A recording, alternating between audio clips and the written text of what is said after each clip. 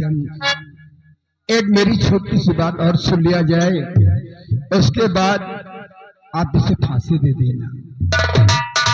बोलिए बाबा जी, सेना पर शंकर की सफाई में आप कहना क्या चाहते हैं? और फांसी ये लग जाने से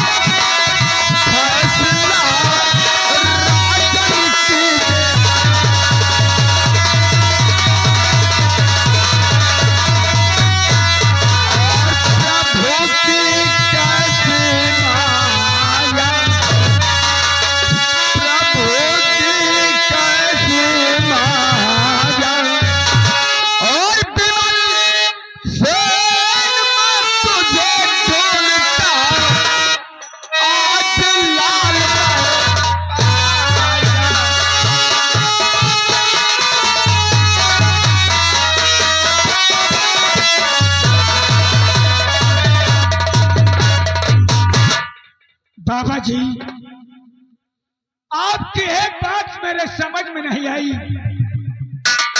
आपने कहा काश मैं सेना पर शंकर को फांसी दे दूंगा तो उदयनगर सम्राट का चिराग गुल हो जाएगा, और साथ साथ आपने यह भी बताया कि मैं कोई एक साधु नहीं बल्कि अपने सम्राट उदयसेन का सेना नायक सेनापति हूं। राजन, सब कुछ बता देते हैं। मैं कोई महात्मा नहीं बल्कि उदयनगर के सम्राट उदयसेन के सेना का सेना नायक सेनापति प्रताप सिंह।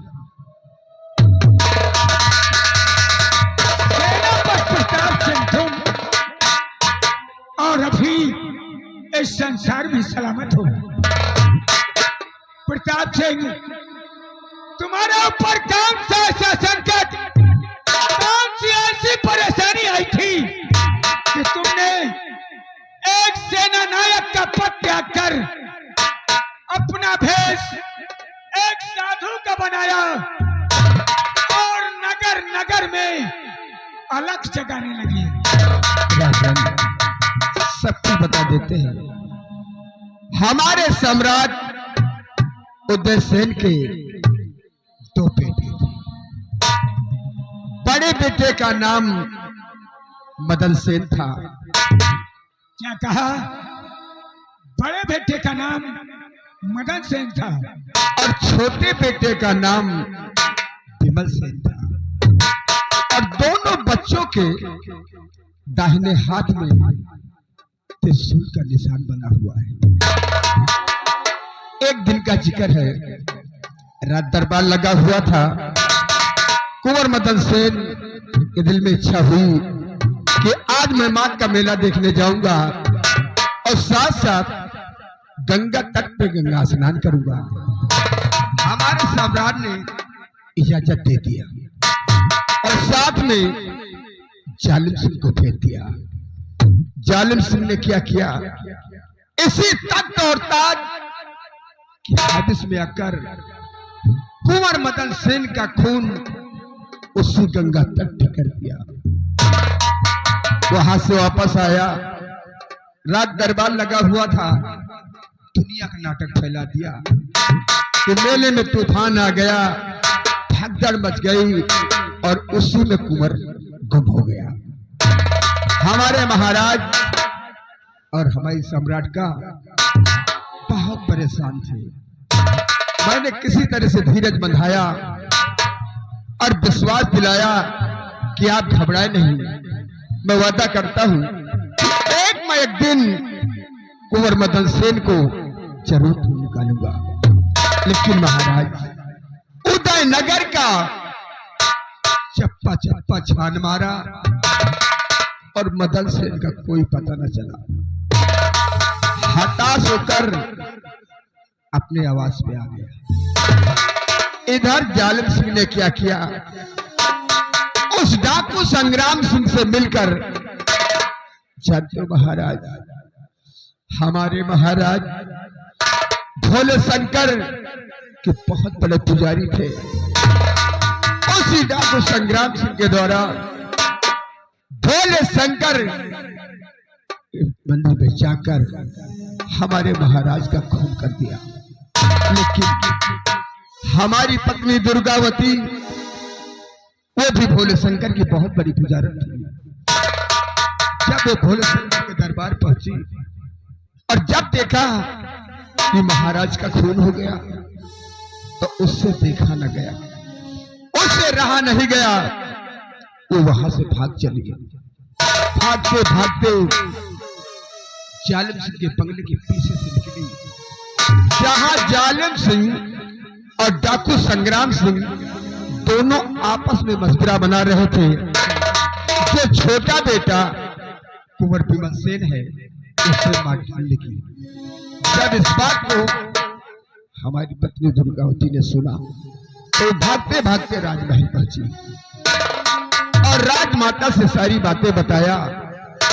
और राजमाता का दुख उससे देखा न गया तो जानते हो महाराज उसने क्या किया, अपने बेटे को सम्राट का की गोद में डाल दिया और सम्राट के बेटे कुंवर बिमल सेन को अपनी गोद में ले लिया और खून से लथपथ होते हुए मेरे पास आई और मुझसे कहा, ना मेरी तरफ देखो, गौर से देखो कि आज मैंने सम्राट के बेटे को बचाने के लिए अपने बेटे का बलिदान करा दिया और साथ साथ अपना भी बलिदान करा दिया।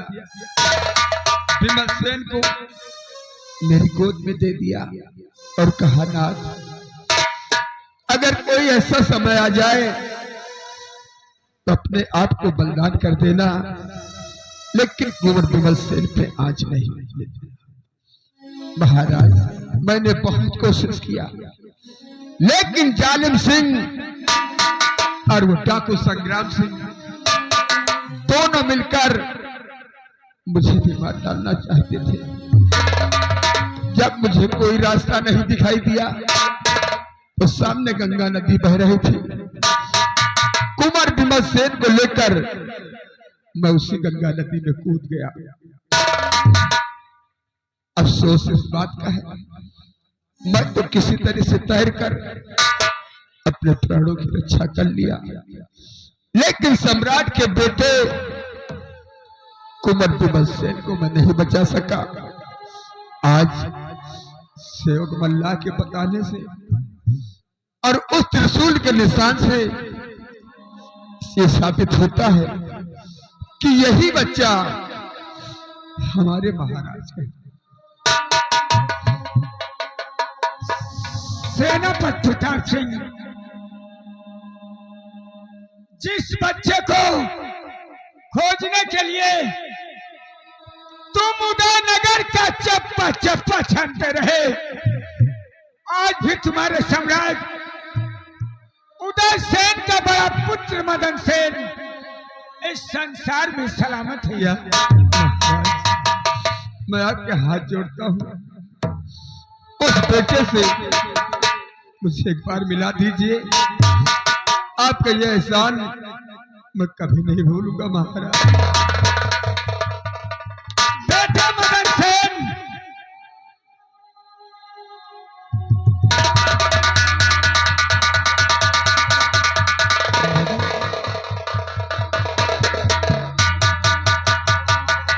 पिताजी आज मैं क्या देख रहा हूँ, राज दरबार में बाबा जी पधारे हैं।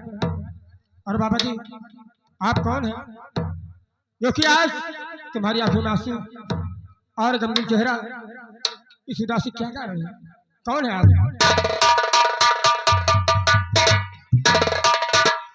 बेटे तुम नहीं जानोगे, तुम नहीं पहचानोगे। देखो मेरी तरफ, गौर से देखो कि मैं कौन हूं। कौन है आप?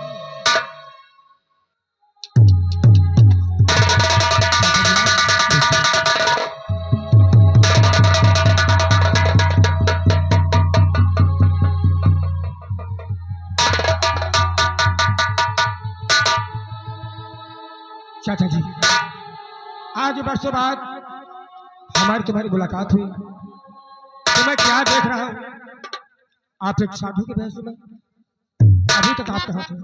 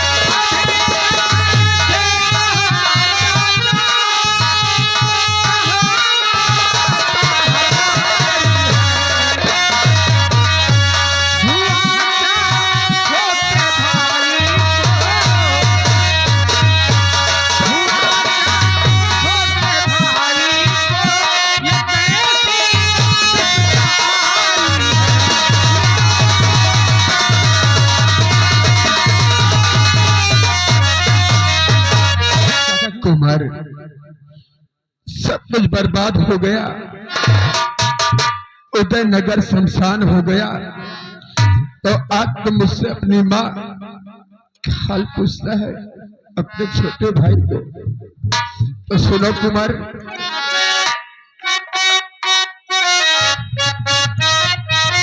और जिसे कहते हो तुम शंकर, कुमार जिसे कहते हो तुम शंकर, और सगा भाई तुम्हारा है।